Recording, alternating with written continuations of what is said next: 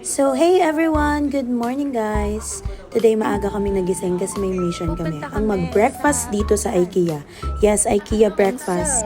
Yan ang pakay namin today. Simple lang, walang arte, just good food and good company.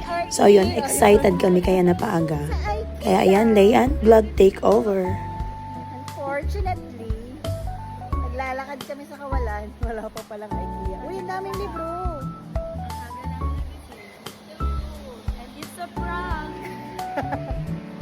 So ayun na nga, excited kami kaya napaaga. Pagdating namin, saka lang namin na-realize na 9 AM pa pala ang open. And since nandito na rin kami, tumambay muna, nagkwentuhan, naglakad-lakad sa labas, nagpicture-picture at syempre, konting pahinga muna before pumasok. And itong si Ate Leia, lagi na lang naiiwan yung cellphone. Sa taxi na may ano naman, Ayaw nga nakabook naman nakabok nga yan. pala.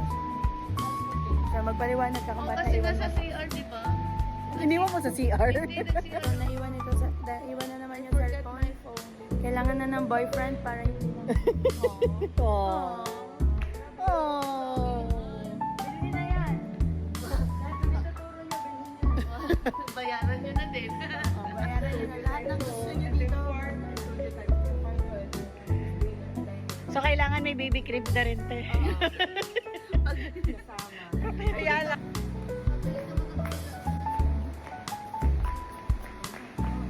Yung pala yun.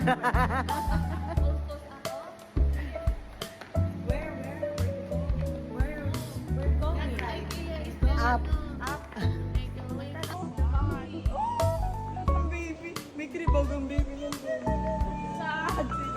So by the way, nauna pala kami nag-taxi ng mga girls and ayan, dumating na rin ang mga boys. Feeling F4. Galang kayo, galang kayo, galang, galang, galang.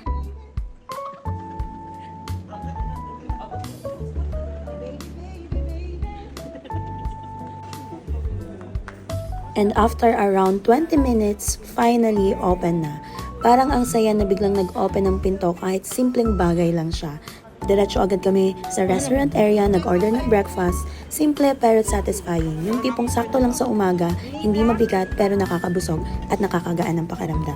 Walang rush, walang stress, just enjoying the moment, the food and the people you're with. After breakfast, syempre, hindi pwedeng hindi iikot dito sa IKEA.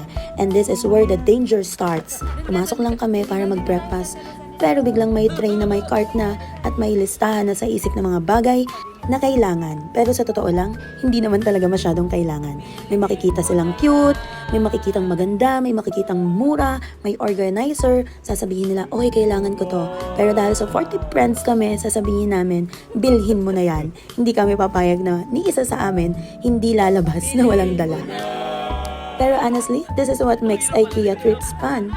Hindi lang siya tungkol sa pamimili, kundi sa experience. Yung tawanan, kwentuhan at biglang budol moments habang naglalakad kami sa bawat section na paisip ka rin minsan okay lang gumastos sa maliit na bagay na nagpapasaya sa'yo at sa bahay nyo. So thank you for coming with us today. Don't forget to like, comment, and follow. And we'll see you on the next vlog. Bye!